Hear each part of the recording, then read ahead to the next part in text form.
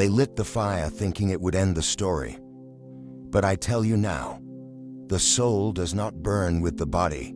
It waits, and sometimes it waits in confusion, longing for a prayer that never came. If you've ever kept someone's ashes at home, if you've ever whispered goodbyes to smoke instead of soil, I am not here to judge you, I am here to awaken you. And before the end of this video, I'll show you exactly what you can do now.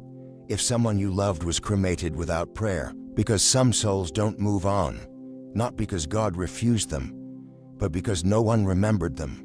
Not in prayer, not in the Mass, not in the quiet moments where the living meet the dead through grace. And if you're still listening, maybe it's because someone you loved is still waiting. I once saw a woman kneeling in her room, her husband's ashes beside the crucifix. She lit a candle. She whispered his name, but her soul was restless. She couldn't sleep. She heard knocks in the hallway. Her daughter saw shadows when no one was there. And in her dreams, her husband wandered, faceless, lost, reaching towards something invisible. That night she cried out to me, Padre Pio, asking if I could hear her, if I could help him rest. That night I came to her in a dream. I did not speak. I simply pointed to the ashes and then to the church. When she awoke, she knew what had to be done. She arranged masses. She buried him in sacred ground. The hallway fell silent. The shadows left, and peace, at last, returned. Have you ever wondered why your house feels heavy since someone passed? Why the room where their ashes rest feels cold, still, unnaturally quiet? That's not your imagination. That's spiritual memory. I have said before, the soul stays near the place where its name is remembered. But what happens when no one remembers? When the dust of the dead becomes a decoration of the living? This is not about condemnation. This is about intercession. The Church does not forbid cremation. But I warn you, do not turn sacred remains into symbols of convenience. Do not keep them like trophies in a hallway. The body is not memorabilia. It is a temple. And the soul still seeks the light. If you're still here, then comment their name. Say it aloud in your heart. Type it below like a prayer. One name, one act of remembrance. You may never know what your words unlock, but heaven does. And in heaven's eyes, forgetting a soul is more dangerous than fire. There is a quiet tragedy in your time. People rush death, forgetting the sacred. You say goodbye in minutes. Scatter ashes into the sea. Keep urns beside the television. But I have seen what others do not. I have watched as souls appeared to me, not damned, but disoriented, their journey incomplete. Not because God rejected them, but because no one guided them. Because their names were not lifted in prayer. I once whispered to a spiritual daughter, the fire is not the danger, it is the silence afterward.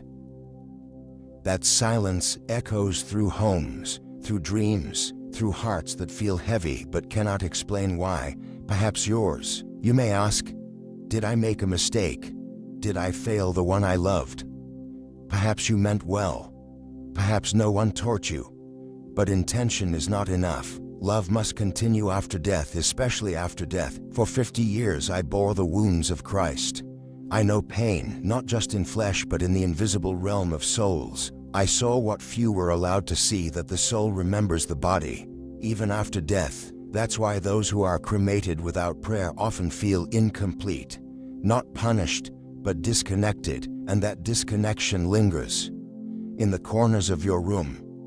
In the moments of quiet that suddenly feel too still. In the dreams where the one you loved returns but doesn't speak. Someone once asked me, is God angry when we cremate? But I said, God is mercy, but mercy responds to intention, and intention must be followed by reverence. There is a reason the Son of God was buried, not because he needed rest, but because his church needed to learn a pattern. To bury is to declare, this body shall rise again. But to burn without prayer, without hope, is to forget the meaning of resurrection. I warned, not against fire, but against forgetfulness, against a world where bodies are discarded and souls are unnamed, where candles are not lit, masses are not offered, rosaries remain silent. And in that silence, many souls remain in shadows. You ask me now, what if I've already made that mistake? What if I kept the ashes? What if I never prayed enough? I say this to you, no soul that is prayed for is truly lost, but some need more prayers than others. I once met a grieving woman who cremated her husband without knowing what it meant. She sobbed before I could even speak, and I said, he is not lost, but he is confused, not because of punishment but because of disruption. The soul maintains a bond with the body until the resurrection. When that bond is broken suddenly, it must be healed by your prayers. This is not about guilt. This is about rescue. The souls of the cremated are not condemned, but many are still waiting, because the fire transforms the body, but only love carries the soul. And if you forget that, you may forget them. You may forget what they need. Not flowers, not photos, but spiritual fuel. Some souls come to me not for forgiveness, but because they've been forgotten. Do not let yours be one of them. If this has stirred something inside you, if you've kept ashes or cremated someone you love, then I ask you, share this. Not for me, but for the ones who may still be waiting for their name to be spoken. Their soul may depend on it. And you may be the bridge. I remember the first time a soul came to me after cremation. It was not like the others. Most souls I encountered bore the shape of their earthly form, some radiant, others veiled in sorrow, but always familiar. But this one, it was like a whisper in the dark, dispersed, hollow, searching. It called not with words, but with ache, a longing without direction. I could not see a face, only the trace of who he once was. And I understood without being told. His body had not returned to the soil but to flame, and no one had prayed. No one had placed his ashes in sacred ground. No one had said his name at the altar. He wasn't condemned, but he wasn't complete either. That was the first time I realized something many still ignore. That cremation, though permitted, is not a conclusion, it is an interruption. And when it is done without prayer, without faith, without reverence, it can confuse the soul, not eternally, but painfully. I do not say these things to frighten you. I say them to shake you awake, because I have seen too many faithful treat ashes as if they are no different from photographs, as if placing them on a shelf keeps someone close. But I tell you, it may keep their memory near, but not their soul at peace. The soul doesn't rest on mantles. It rests in God, and the path to Him is paved not with sentiment but with intercession. One woman came to me at San Giovanni Rotondo. She trembled as she spoke. "Padre," she said, "my son was cremated. We didn't know what to do. We were told it was cheaper, easier. We thought it didn't matter. But ever since, I've dreamed of him, lost, wandering, not in torment but in shadows. Is he all right?" I closed my eyes, and I asked heaven for light, and I saw him, not lost, but searching. There was confusion in him, not guilt, just absence, like a note held too long without resolution. I opened my eyes and said, "He is not far from peace, but he needs more from you. Not your guilt, not your grief, but your prayer. Do you understand?" It is not that the soul is punished by cremation. God's mercy is beyond fire. It is that the process, when done without spiritual preparation, leaves a fracture. The soul knows its journey is not just upward, but through memory, through farewell, through prayer. And when the fire skips the sacred, the soul lingers longer in the space between. There is a mysterious bond between the soul and the body, even after death. I have seen it. The soul does not cling to flesh, but it remembers it, the way an artist remembers the brush, or a soldier remembers the sword. The body is not a cage. It is a companion, a co-witness to the life of grace. That is why the Church anoints the body. That is why we bury with dignity. That is why we say, "This flesh will rise." This dust is not discarded, it is holy. And yet more and more forget this. They treat the body as mere matter, ashes as decor. They scatter them to winds, to oceans, to forests, thinking it poetic. But I have seen what the eyes of men cannot, that the soul, even after death, looks for home, and when there is no home, it waits. You may say, "But Padre, I kept the ashes because I love them." And I say, love without truth becomes attachment. You are not their home. God is, and until they are given back to Him, through prayer, through sacred rest, through Mass, their journey remains open. There is a reason the Church calls for ashes to be kept in sacred ground, not as control, but as compassion, because sacred ground is not just a place, it is a declaration, a spiritual claim that says, this person still belongs to God. Their name is not forgotten, their dust is not abandoned. And what if you didn't know? What if you already scattered them? What if they're still on your shelf? Then I tell you, God is greater than your mistake. But now is the time to respond. Not tomorrow, not after the video ends.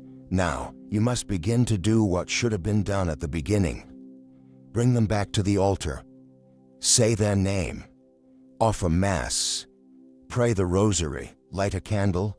Return what the fire tried to erase. Sacred remembrance. And if you're listening still, it means you are being called to act. So I ask you now, share this message with someone, not for me, but for the soul you love. You don't know how many still sit in urns unprayed for. How many never received a proper goodbye. How many are waiting for just one Hail Mary to lift them into light. I once told a mother who cremated her child, he is not in pain, but he is in pores, and your love must now become a bridge. She asked, what can I do? I told her what I will now tell you. First, arrange a Mass, not a general one with his name. Second, pray the glorious mysteries of the Rosary, for resurrection, for light, for peace. Third, perform an act of charity in his name, something he would have done or wished to do, a gesture of mercy that echoes in eternity. And I watched as she obeyed, month after month, tear after tear, until the dreams changed, until the heaviness lifted, until her son, in a dream, appeared, not lost, but shining, and said, thank you for the bridge. This is not superstition. This is not folklore. This is the unseen rhythm of salvation. Grace moves where prayer leads it, and many souls, especially those who are cremated without faith, need that grace now more than ever, because the world taught them that death is the end. But faith knows it is only a doorway, and every doorway deserves a light. Do not leave the ones you loved standing in the dark. Give them that light. You have the power to do so. And if no one else will, then let it be you. You are listening for a reason. You are feeling this for a reason, not by accident, but by calling. Perhaps they reached heaven, perhaps not, but what if they're in between? What if they're looking for you right now, whispering in your dreams, waiting for you to speak their name again, not in pain but in prayer? If you've ever loved someone who passed through fire, then now is the time to become their flame. There is something I must tell you, something I saw not once but many times. And if you stay with me now, I will take you into the veil, not as a priest speaking from a pulpit, but as a soul who has walked with the dead, sat with them, wept with them. I have seen what happens when a soul is sent off without prayer, without Mass, without hope.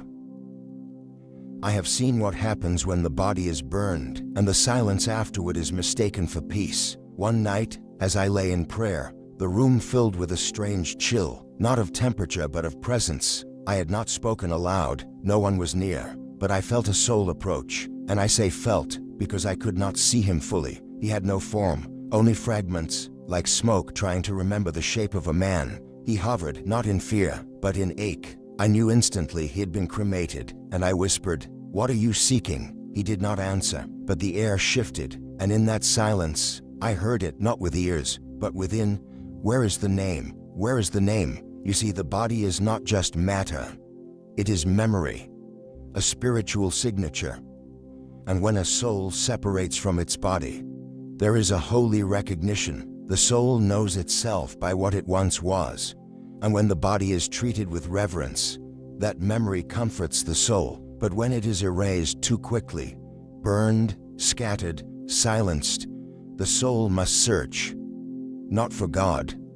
God is always there, but for completion, the name that no one speaks, the Mass that was never said, the rest that was never offered. I don't say this to make death poetic. I say it to break the illusion that silence is peace. You hold ashes thinking you're holding closeness, but closeness without prayer is just weight. The soul doesn't cling to a shelf, it reaches toward something the urn cannot give. Release, not through memory, through mercy. There was once a man who died suddenly. His wife in grief followed the advice of those who had no faith. Burn the body. It's quicker, they told her. He wouldn't have cared. And she, overwhelmed by sorrow, agreed. No priest was called. No Mass was said, and for 3 months she kept the urn beside her bed. But every night she heard him cry, not in sound, but in spirit. Dreams turned to dread. Peace turned to pressure. Her heart beat fastest when she entered the room. She could not explain it. Until she came to me. Before she spoke, I said, "You've come because your husband is not resting." She fell into tears, and I told her the truth. His soul is not in punishment, but it is not yet home, because no one gave him back to God. I guided her, step by step, and when she obeyed, when she brought his name to the altar, when she gave his ashes to sacred ground, the dream stopped. The room softened, and in time she dreamed again. But this time he smiled, and said only, "Thank you." So I ask you again, have you given them back to God? Have you said their name at the altar? Have you whispered the Rosary with them in mind, not as a memory but as a mission? I must warn you now, because this may be your last chance to do it right. Not every soul lingers forever. Some fall into forgetfulness, not from God, but from those they loved. And forgetfulness is a second death, the kind no tombstone marks, the kind no one speaks about. But I have seen it, souls waiting in the quiet between memory and eternity, asking only for a name, a Mass, a moment of prayer to carry them home. You may think, but I don't feel anything. I don't dream. I don't see them. And I say to you, you don't need to feel it for it to be real. Spiritual weight is not always emotional. Sometimes it's in the choices you postpone, the urge you ignore, the voice you silence inside that says, light a candle, offer a Mass, say their name. Do not wait until it is too late. Do not wait for permission. Heaven is already inviting you. Right now, I want you to pause, only for a moment, and bring them to mind. One name, one soul. Say it in your heart. Whisper it now. That whisper might be the first time in years they've been remembered. And I promise you this, in heaven, that whisper is thunder. And if you haven't yet, I ask again, share this message. Someone else is carrying ashes without knowing what they carry. Someone else has forgotten the power of a name spoken with love and faith. Someone else is still waiting to know what you now know. That cremation is not the end. It is a beginning that demands prayer. In my years walking between heaven and earth, I have never seen a soul untouched by prayer. I have never seen a rosary prayed in vain. I have never seen a Mass that returned empty. Even the smallest candle flickering in faith becomes a lighthouse in the purgatory fog. And I must tell you one last thing before we continue. The next part of this message will not be easy, because I will show you what I saw in a vision. A room full of urns, shelves lined with ashes, and no one praying. I will tell you what I heard in that room, and I will not spare the truth. Because some awakenings require holy fire. If you have the courage, stay with me, because what I will reveal next may change how you view death forever. I once found myself in a vision, not of heaven nor of hell, but of a place that bore the silence of forgetfulness. It was a room, endless, dim, thick with a kind of cold that didn't come from wind but from absence. Shelves lined every wall, and on each shelf, urns, hundreds, thousands, silent, untouched, unprayed for. I walked slowly, not with my feet, but with the soul God allows to wander in the mysteries of the unseen. I approached one urn, and as I drew near, I felt a presence, not hostile, not hopeless, but deeply lost. Not because God had rejected them, but because no one remembered to call them home. These were not condemned souls, but they were aching, not for judgment, but for recognition. And then I heard it, not with ears, but with everything inside me. 100 voices, soft and scattered, rising like mist. Do they remember me? Does my name still live? Will anyone say the Mass? Will anyone light the candle? I fell to my knees. I wept. Because these were not strangers, they were loved ones. Forgotten only because no one had told the living what the dead still need. You do not understand what happens when you treat the ashes of the dead like decor. When you place them beside picture frames instead of altars. When you store them in closets. When you scatter them without prayer, without Mass, without faith. You do not understand what silence does to a soul that was meant to be carried home in light. I'm not speaking to frighten you. I'm speaking to awaken the part of you that still carries the weight of someone's memory. Because memory without prayer is just sentiment. But memory joined with prayer becomes redemption. And there are many who need to be redeemed, not from hell, but from the forgetfulness that surrounds their name like fog. I once met a man who came to me trembling. "Padre," he said, "my father was cremated. He was a good man, but we never prayed after. We were told it wasn't needed. But I keep dreaming of him, silent, distant, looking at me like he wants to speak." I asked him, "Have you ever said the Rosary for him?" He shook his head. "Have you ever offered Mass?" Again, "No." "Have you ever lit a candle in his name?" Silence. I took his hand and whispered, "Then start, now." He did. And weeks later, he returned. With tears, he told me that in his dream, his father had finally smiled.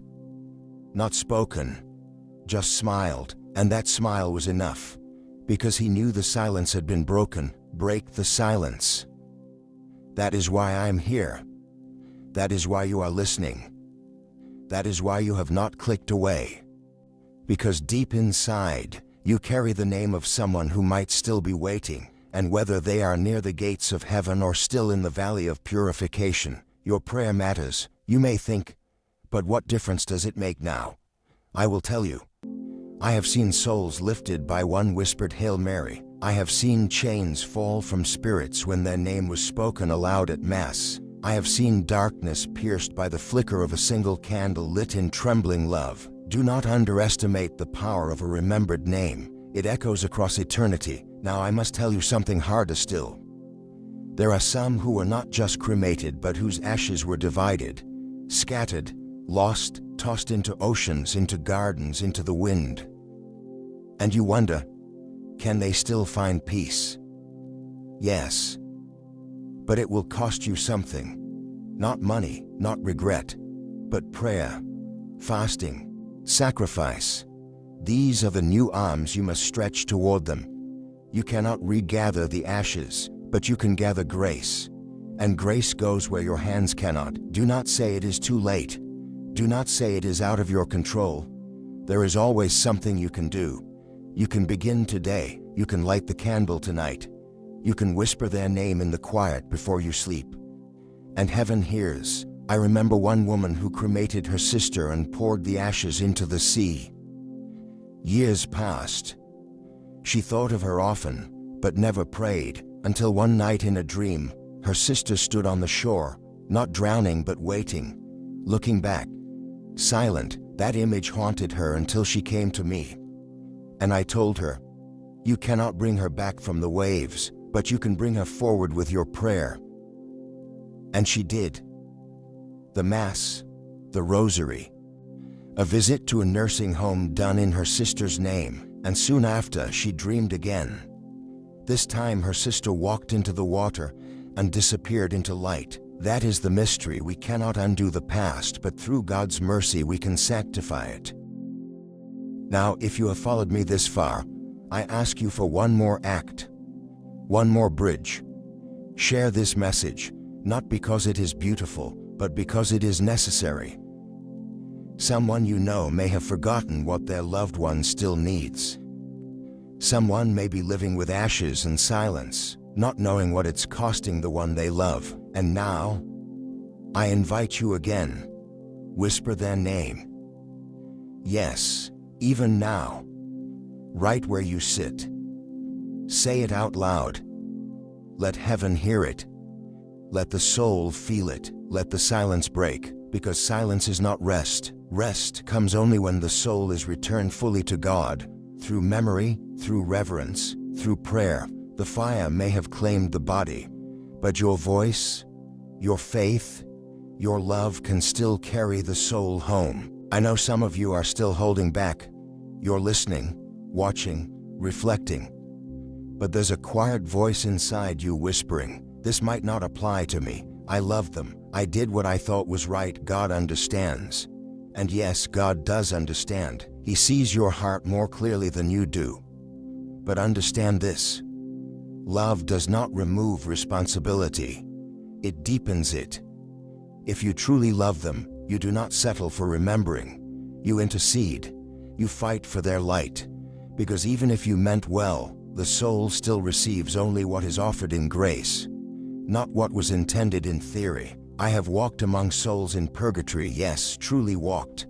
Not in dreams, but in the mysterious communion God allowed me to witness. I have seen some souls glowing faintly in prayer, like embers waiting for breath. I have seen others waiting beside urns that no one visited, names never spoken again, funeral masses never offered.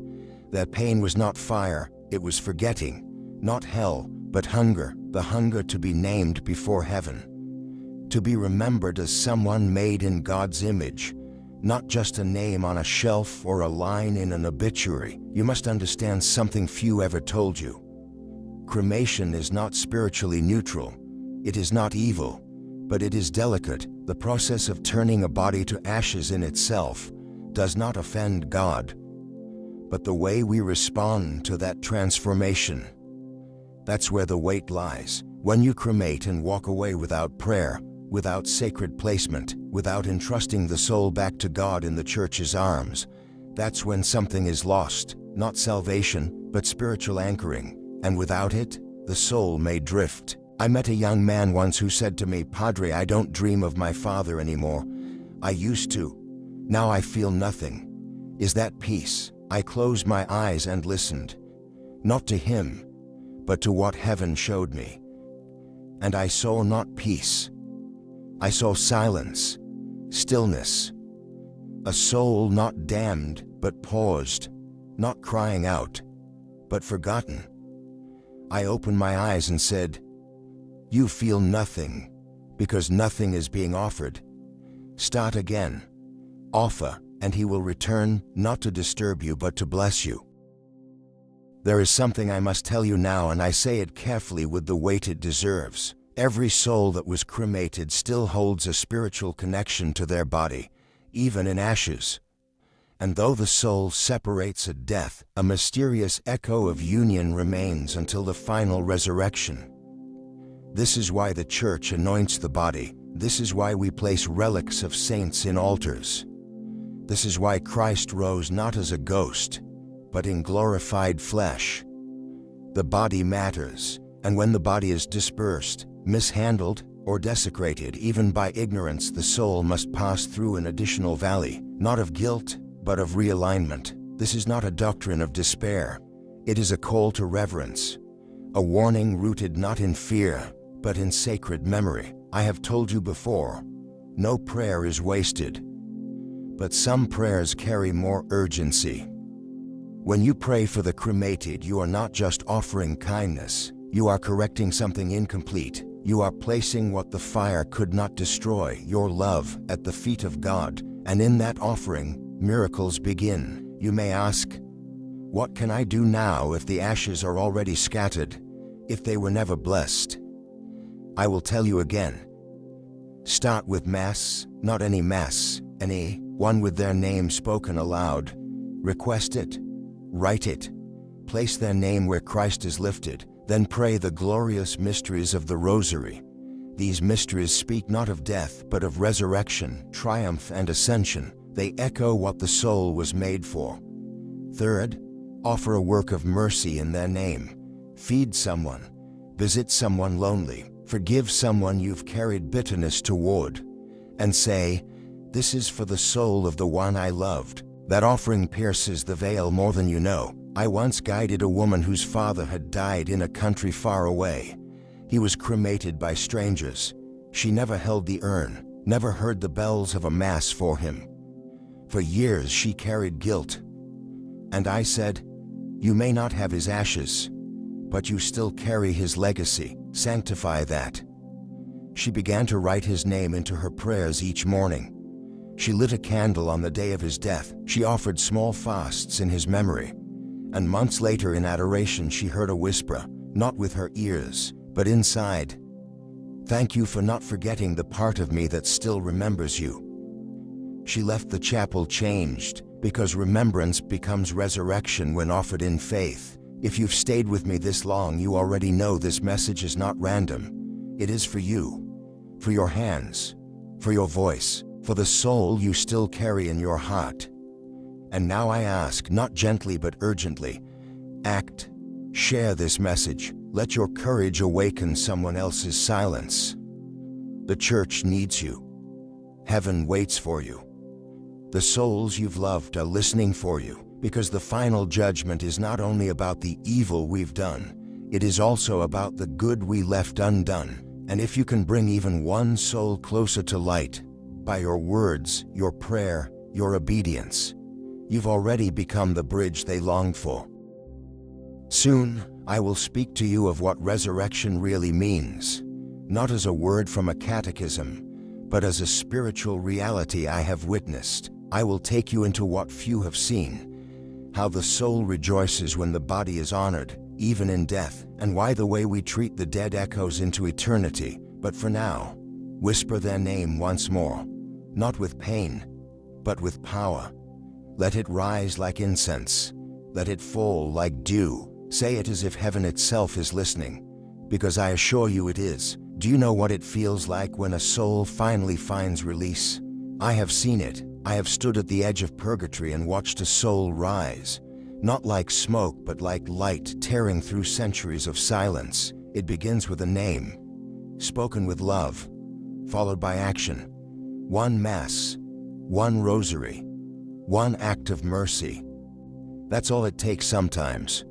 Just one. And suddenly, what was lost is found, what wandered becomes anchored. The soul lifts not in fire, but in flame, holy flame, flame that heals, not burns. You must understand this.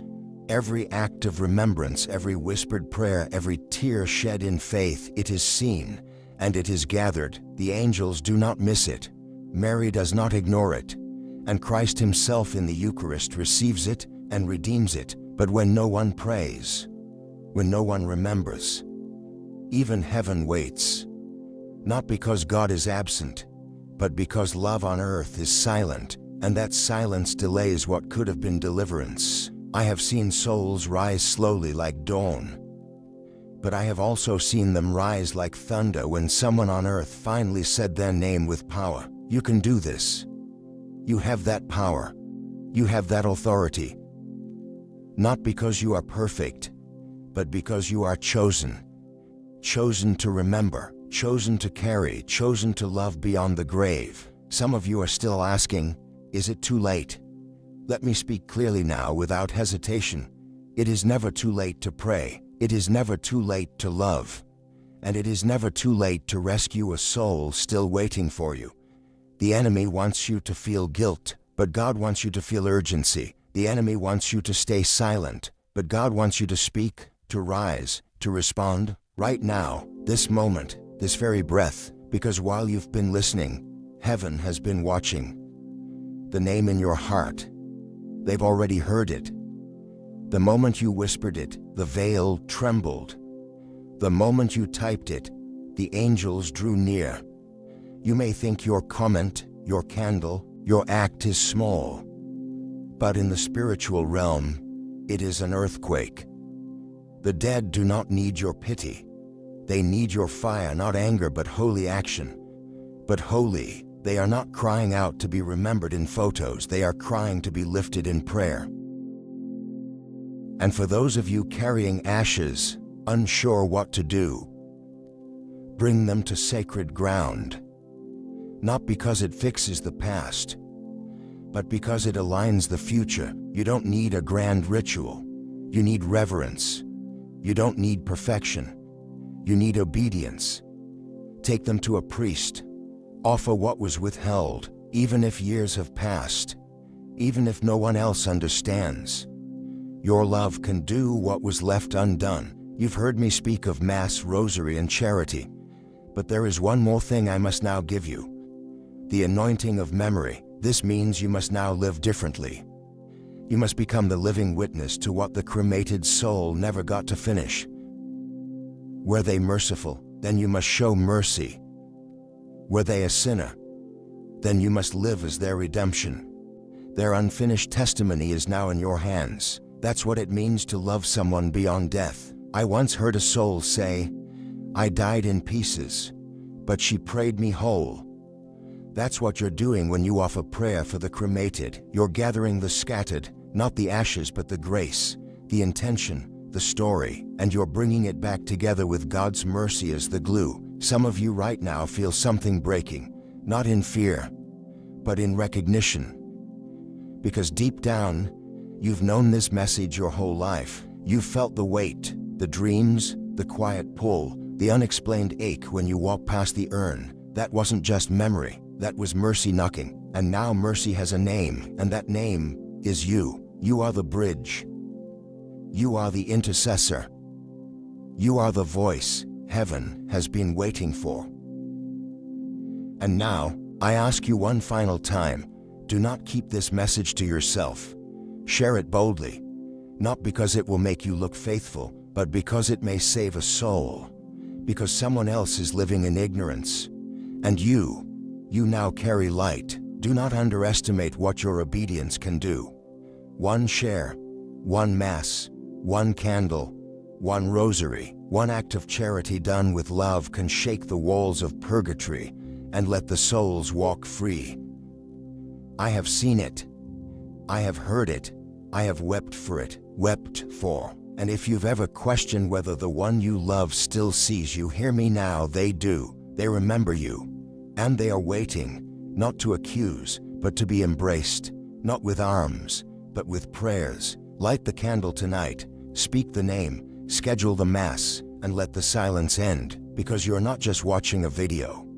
You are standing at the threshold between what was and what can be redeemed, and in the name of the one who rose from the dead, and in the intercession I offer now before the throne of God, I say to you, no soul who is loved is ever truly lost, but love must act. Now go and do what heaven has been waiting for you to do.